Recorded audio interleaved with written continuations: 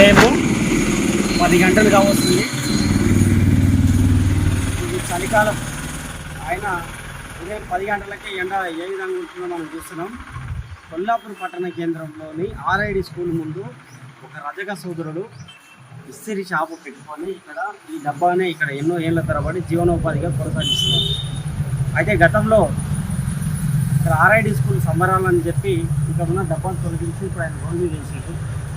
ఆ రోడ్డు మీద వేసి ఇప్పుడు ఆయన ఎండకు ఎక్కడ వర్షం వస్తే పెట్టుకోనికి లేదు, చలి వస్తే ఉండడానికి లేదు, ఎండ వస్తే నీడ లేదు. అలాంటి పరిస్థితుల్లో ఇప్పుడు రోడ్డు మీద పెట్టుకొని ఫుట్పాత్ మీద ఉన్నాడు. మరి గౌరవ పెద్దలు దీన్ని దృష్టిలో పెట్టుకొని ఆయన పాపం ఎండలో పెట్టుకొని పని చేస్తున్నాడు.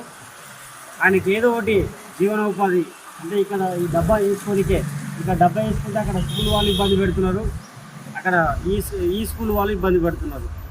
మధ్యలో రోడ్డు మీద ఫుట్పాత్ మీద బతికితాయన ఇన్ని ఇబ్బందులు పెడుతున్నారు. నాయకులు వచ్చి ఇబ్బందులు పెడతారు.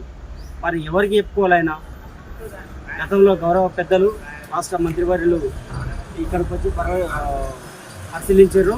అదే విధంగా వారి తనయుడు జూపల్లి అరుణ్ గారు కూడా ఇక్కడ వచ్చి పరిశీలించి వారికి హామీ ఇచ్చారు.